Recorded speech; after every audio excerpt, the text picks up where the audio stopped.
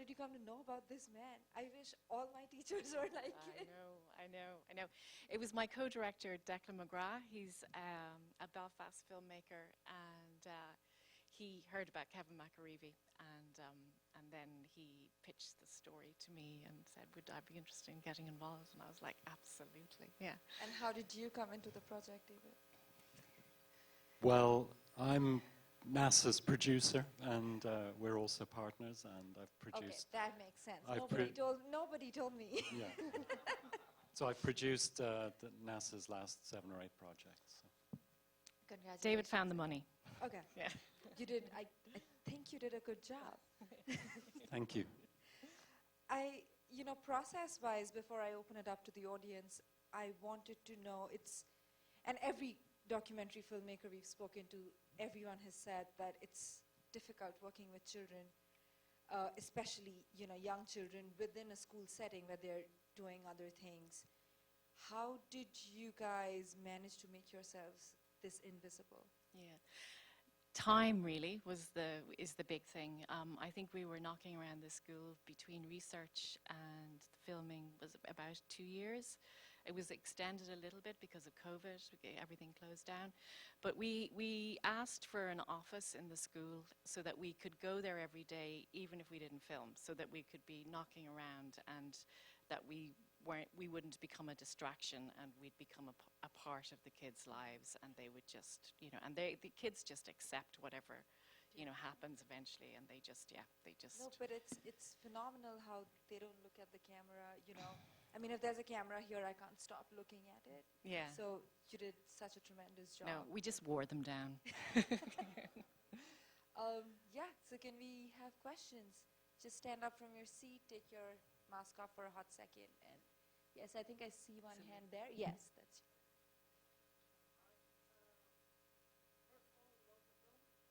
Thank you. Thank you.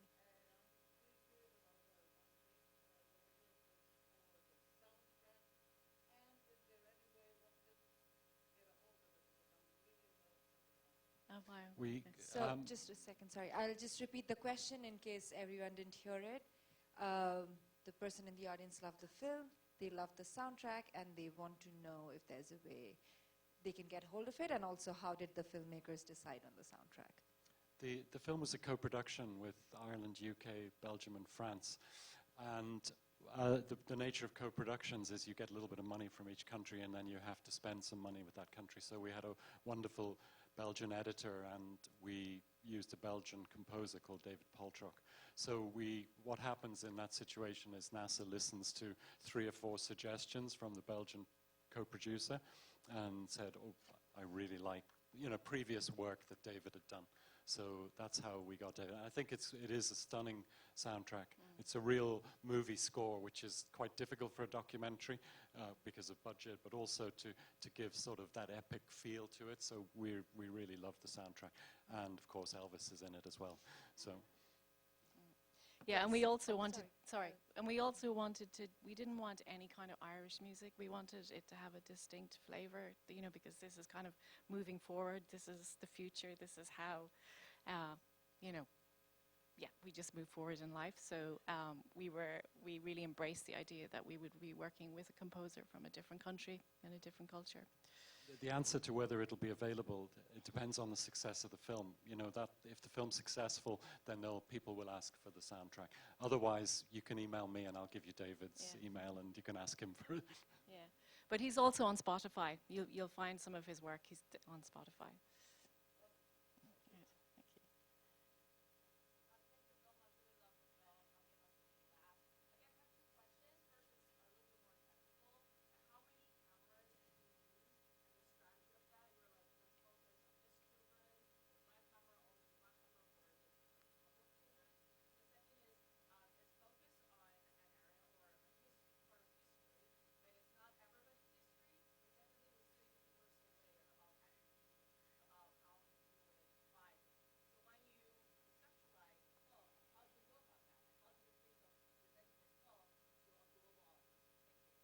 So the 2 questions are, one on the use of camera, how many cameras were used. The second one is, this is a very specific history. in time and space. How did the filmmakers go about making it into a universal theme? Yeah, we used one camera. It was myself and Declan. I was on camera and he did sound. And yeah, and it is difficult to cover in a classroom, like, you know, that, and you never know, and it takes a while to get to know all the different children and their names. And yeah, so there was a lot of rubbish, let's put it that way, and until we finally really got into our stride. But we also had a cinematographer who would come in for, I think we had him for 10 days, kind of doing the more kind of the bigger sort of establishing shots in the area, and the cranes and the drones. So yeah, but we only ever worked with one camera at a time. That's what NASA does basically for most of her films, is purely observational, which means she lets the story unfold in front of her, never asks anybody to do anything or to reenact anything. So you can only really use one camera in that situation. The second one was, how did you go about making the specific history? Oh yeah, and because I shoot observationally, like this obviously is a bit of a divergence with the sequences where we weave the history of the place into the school. Like we really wanted people to understand the backdrop that these children were living in, and whose parents had lived through, or grandparents had lived through. So that was why we have these, we kind of broke the observational style with having these kind of sequences and as breathers as well, because there's an awful lot of talking in this film, but it is a film about philosophy and it is a film about talking. But yeah, so yeah, so that's using that archive, mixing that archive with present day was kind of sort of trying to drive home that, you know, this is a fragile situation and it can change at any time. It can slip back into what it was at any time. And the universal story of young boys and violence transcends the political in the film, I think, I hope. Yeah. I did see a few very young members of the audience. Do you guys want to say something about the film? No pressure, though. I hate being that person. There's another question back. Yes.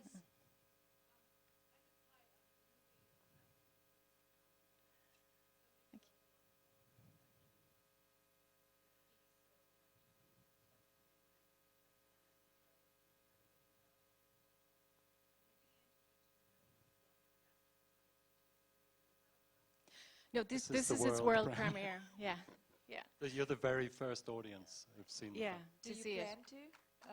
Oh, do you plan of to show course, it? yeah, Oh, yes. yeah. There's No, there- it's going to show in the Dublin Film Festival. I mean, Kevin has seen it, and Jean-Marie, and you know, and the board have seen it. But we haven't done the community screening yet. We were waiting until we got the world premiere out of the way, and then they will all see it as well. We wanted to know you liked it first. I was curious a little bit about, and I'm so glad you said that, you know, the people in the school have watched the film, how you collaborated, even like after you were done filming, how you were collaborating while you finished up the film during post. Like, were you in touch with the team, the school? Were you like having feedback sessions or? No, well, not necessarily through the edit. I mean, it was more while we were on the ground there. We had a very open discussion all the time, and you know, basically we got a general permission from all the parents. There was a few children who we weren't allowed film with, and Jean-Marie and Kevin guided us in that, and that's why, you know, they went through the footage to make sure that we hadn't unknowingly included a child that isn't supposed to be filmed.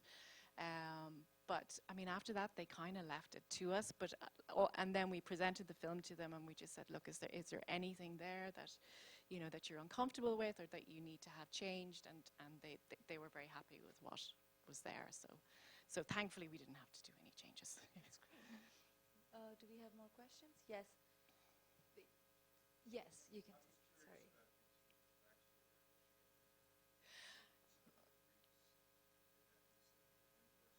Yeah.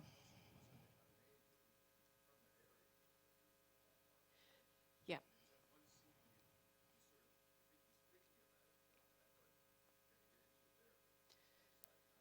Yeah. Yeah. Yeah, yeah.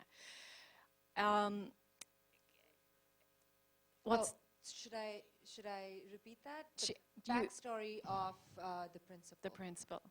Yeah, he touches on it a little bit in the scene where he's talking after the two boys start fighting again, and he talks about, like, I grew up in an area like this.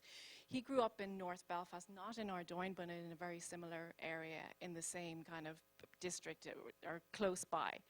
And he came from a Republican family, and there was a lot, there was a lot of violence in his life growing up, and he dealt with everything physically as well. And even in his early days as a teacher, he would have been out sorting out problems, fisticuffs out in the playground, and he's not at all proud of that, and it hurts him, actually, his past. And then he says in the film, like, he gave up the drink, and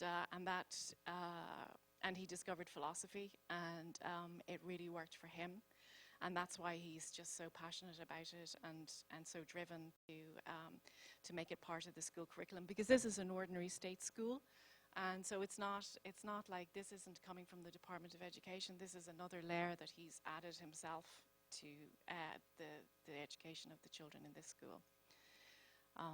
But I mean, yes, I would have loved him to have talked a bit more, but it was really hard for him to talk about, and I think you can see how emotional he was getting when he was talking to Jean-Marie even that time. And thankfully I had Jean-Marie there to kind of push him a little bit, but that was as much as I could get him to talk about it on camera with me. Yeah. Vicky, I saw a hand go up there. Yeah, that can be our last question.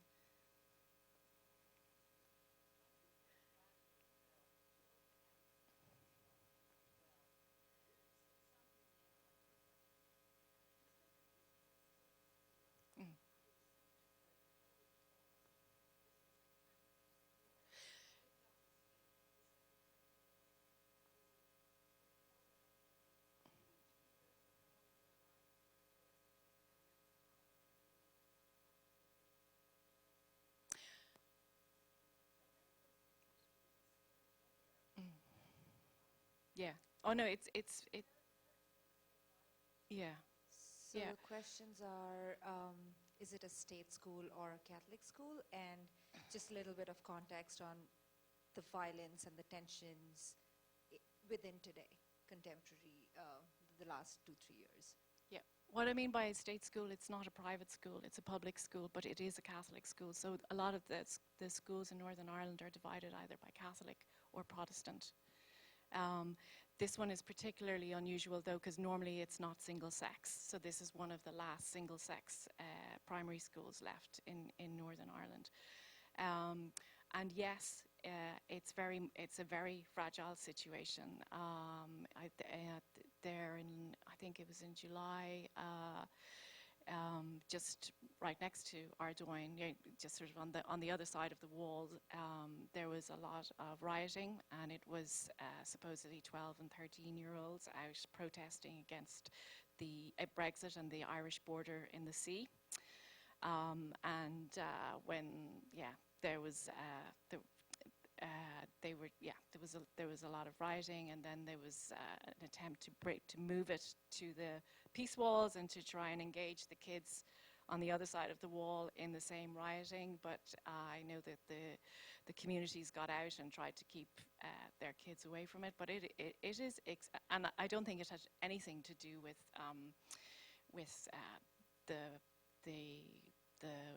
the border on the Irish Sea. It was more about there had been some drug gangs had been arrested, and this was just another way of protesting against that. They were very unhappy that their supplies had been stopped.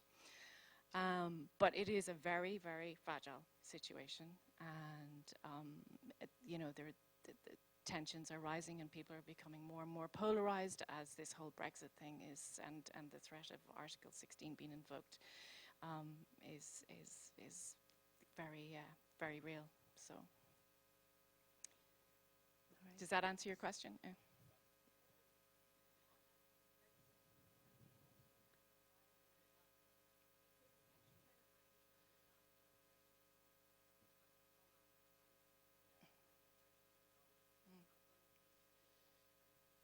I think Northern Ireland voted against Brexit, but yeah.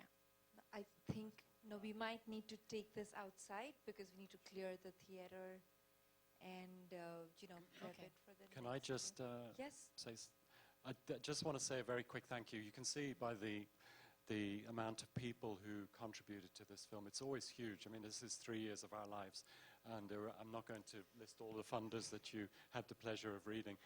But I do want to thank the Honorary Consul for New York, who's here with us, Helen.